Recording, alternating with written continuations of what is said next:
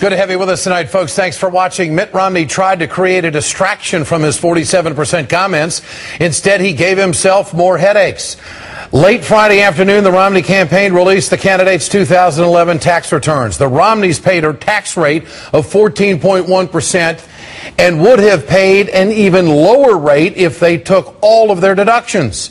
The tax returns put the focus back on the issue of tax fairness in America. Romney was asked about his tax rate during an interview with 60 Minutes.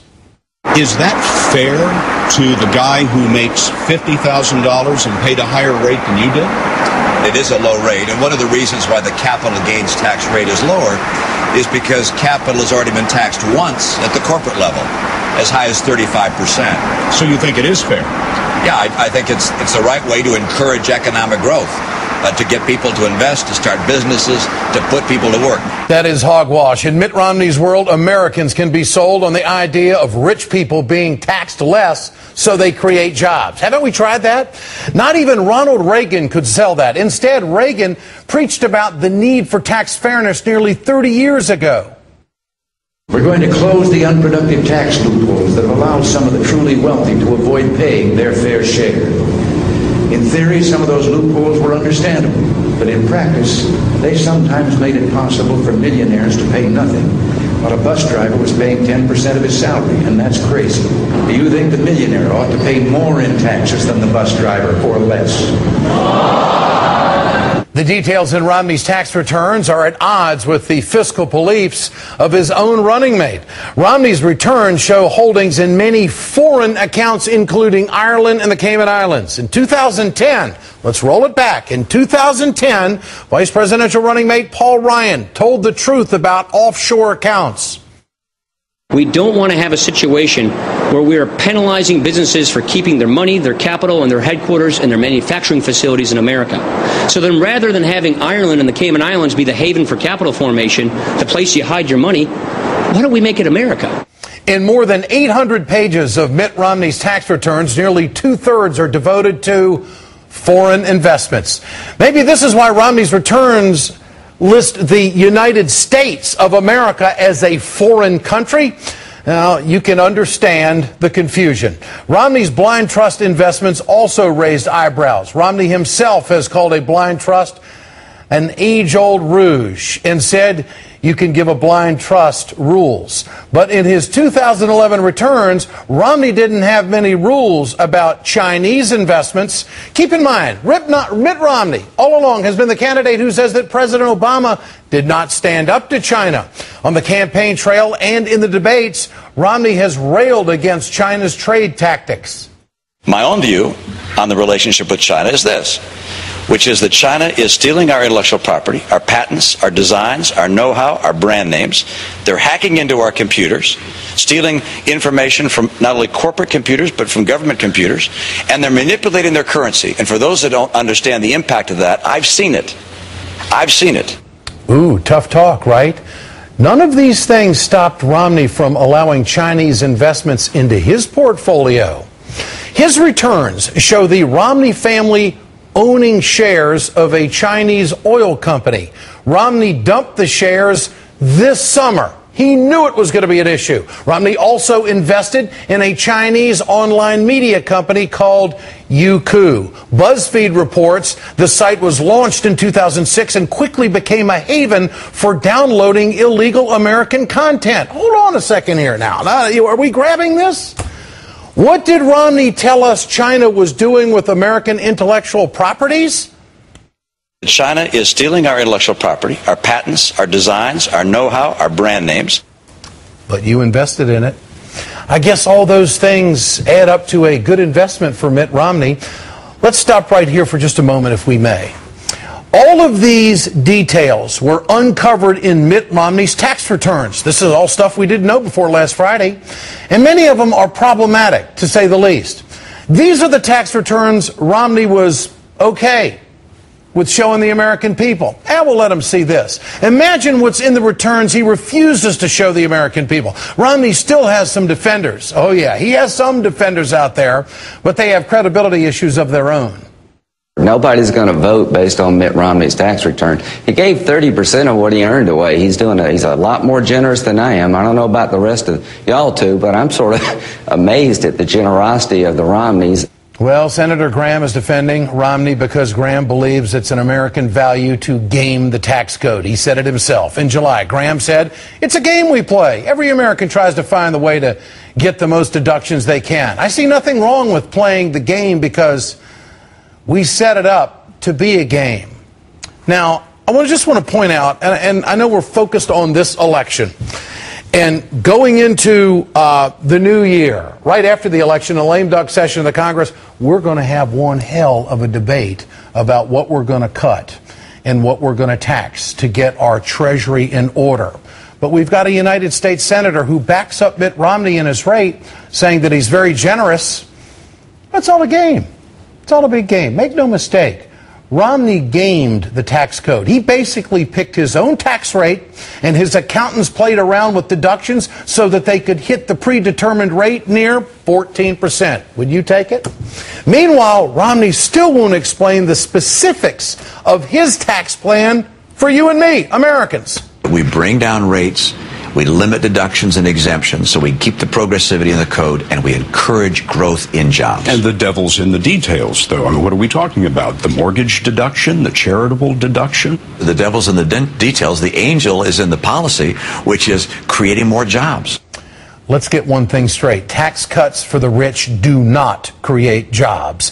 This is the top marginal tax rate from 1948 to 2010. You be the judge. It's gone down quite a bit. Here's unemployment over the same period.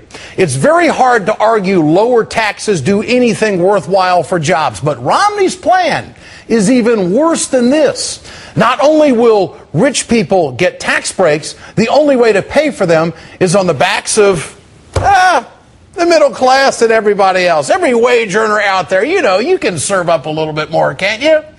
The Nonpartisan Tax Policy Center has the bottom line on Romney's tax plan. They say our major conclusion is that a revenue-neutral individual income tax change would provide large tax cuts to high-income households and increase the tax burden on middle and or lower-income taxpayers.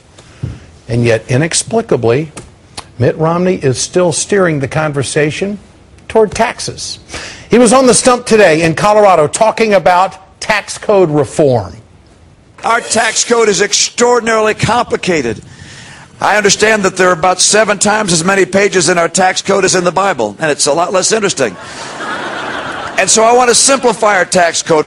Romney is walking right into the President of the United States' wheelhouse when it comes to the discussion about tax fairness in this country. The President has been hammering this message of tax fairness for the past year. Fair share, shared sacrifice. He did it again last night on 60 Minutes. You can't ask me to make student loans higher for kids who need it, or ask seniors to pay more for their Medicare, or throw people off of health care, and not ask somebody like me or Mr. Romney to do anything, not ask us to do a single dime's worth of sacrifice.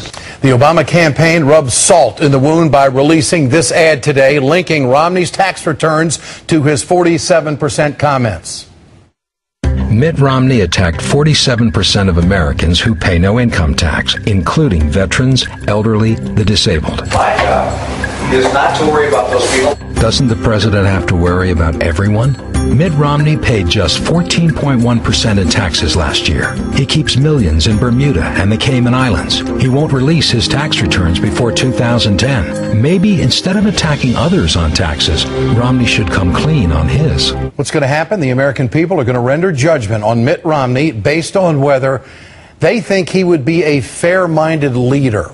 Romney is making a pitch to the American people by saying that he is fair. But his tax returns and the tax policy he believes in tell a totally different story. This might be a reason why so many people have trouble connecting with Mitt Romney. Polls consistently show you trailing, and you're not popular in every state almost. In every poll that's shown, more folks view you as unfavorable than favorable. Why have you failed to connect with average Americans? This is a campaign about a choice. As people watch the debates, as they look at our ads, as they hear our speeches, as they focus more and more on the path forward, I'm convinced they're going to conclude, as I have, that we can't afford 4 more years like the last 4 years. But that connection, how have you failed to make that connection? I'm very pleased with the fact that we have a campaign that is taking our message to the people across America. And look, we're going to win. Then again, there are a lot of reasons people have trouble connecting with Mitt Romney, and one of them is he doesn't understand monthly bills. That's my take on it. How do you understand the middle class? If you're in the middle class, and if you're in a lower income than the middle class, you worried about paying your rent? Worried about that car payment? Got to make sure you pay all the bills that come up every month? People live in this country paycheck to paycheck, and if a small business goes out of business, it's about 21 days before it's all over, before they shut the doors. That's how tight business can be in this country. But the fact of the matter is, we are talking about a crisis, a financial crisis in America right now. And we're going to ask, before Christmas, in this big debate in Congress, we're going to be asking Americans to pay more depending on who wins this election. Mitt Romney's not going to ask the wealthiest Americans to pay more. He thinks 14% is a damn good rate for somebody who makes $13.7 million. Monthly bills, well, they really don't come into play for people like that. But for people who make $50,000 a year, there is such a thing as a lifestyle change. They can't go out and buy the car that they want because their tax rate is higher. And it's about fairness. What is fair? Would it be a lifestyle change for Mitt Romney on his tax returns if it showed that he actually paid 36% after making $13.7 million? No. That's the whole point in all of this. The wealthiest Americans can serve it up because they have to. We can go back to the old rates in America and turn this treasury around and give our chance and our economy a real chance to grow. It's been growing under President Obama, 30 months of private sector job growth, and that's with no help with the Republicans. But if Romney gets in, all the favors will go to the wealthiest Americans, and all the burden will go on to the middle class who, at this hour, are still trying to figure it out. Monthly bills. The Republicans have no clue what they're all about. That's why they can't connect with the middle class in this country.